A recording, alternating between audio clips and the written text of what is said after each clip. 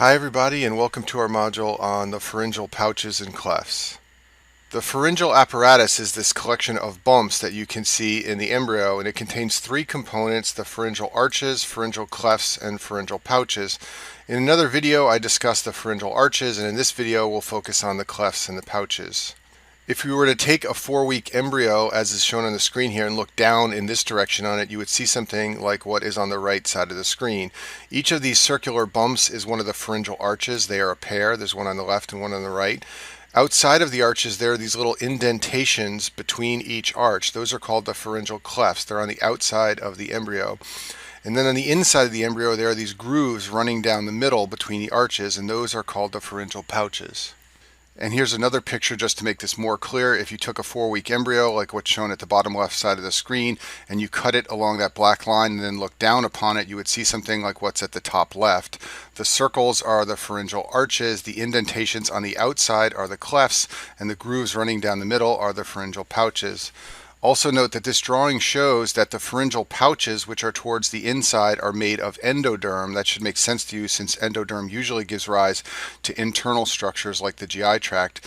The outside, which makes up the pharyngeal clefts, comes from ectoderm, and that also should make sense because exterior structures like the skin often come from the ectoderm. The arches in the middle come from mesenchyme, which is mostly mesoderm.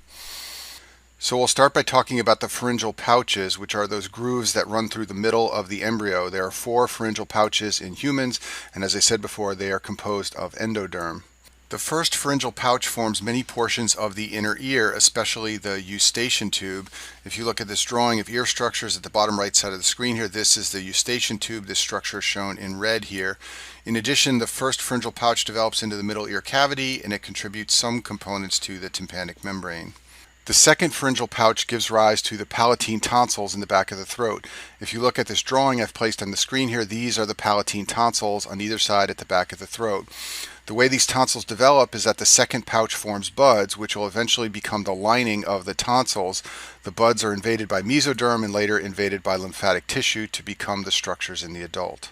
The third pharyngeal pouch develops into the thymus, which is a mediastinal structure. It also develops into the left and right inferior parathyroid glands in the neck. If you look at this drawing on the screen here, the red structure is the thyroid gland. Sitting on top of that are these 4 green dots, which represent the parathyroid glands, and the 2 inferior parathyroid glands derive from the third pharyngeal pouch. This pouch forms 2 wings. One is called the dorsal wing towards the back, that forms the parathyroid glands. The other one is called the ventral wing towards the front, that forms the thymus gland. The fourth pharyngeal pouch forms the other 2 parathyroid glands, the superior parathyroid glands. Those are the 2 glands I'm circling with my pen in this drawing on the screen here. In addition to the parathyroid glands, the other important structure that derives from the fourth pharyngeal pouch is called the ultimobronchial body. This structure gets its name because it is the last structure derived from the bronchial arches, hence the ultimobronchial body.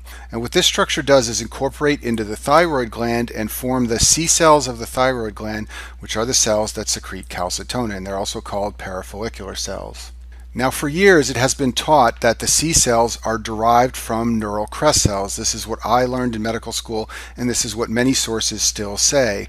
There's one recent paper that came out about 2017 that has evidence that the C cells may actually derive from the endoderm. Recall that your endoderm is what gives rise to your GI tract and your lungs. The ectoderm is what gives rise to the neural crest cells. Not everyone is in agreement about this, but I point this out because different sources will say different things. I've written it on the screen here as it is classically taught that the C cells come from neural crest cells. Some sources will say they come from the endoderm. And then just like the third pharyngeal pouch, the fourth pouch also forms 2 wings. The dorsal or back wing forms the parathyroid glands, and the ventral or front wing forms the ultimobronchial body. Now let's talk about the pharyngeal clefts. There are 4 pharyngeal clefts, just like there are 4 pouches, but the clefts form on the exterior of the embryo, and therefore they are lined by ectoderm, not endoderm like the pouches. The first pharyngeal cleft develops into the external auditory meatus. The word meatus just means passage, and many people call this the external auditory canal. It's shown in green in the drawing here. In addition, the first cleft contributes somewhat to the tympanic membrane. And the pharyngeal clefts are fairly easy to remember in terms of what structures they form in the adult, because the second through fourth clefts really don't form anything important. They develop into a structure called the cervical sinus, which is a temporary cavity in the embryo that obliterates during normal development. Sometimes one of the pharyngeal clefts will persist after birth, and this will develop into a structure called a branchial cleft cyst.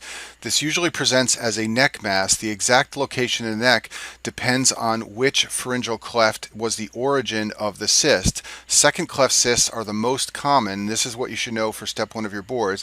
They usually present below the angle of the mandible, just in front of the sternocleidomastoid muscle, where I'm circling with my pen.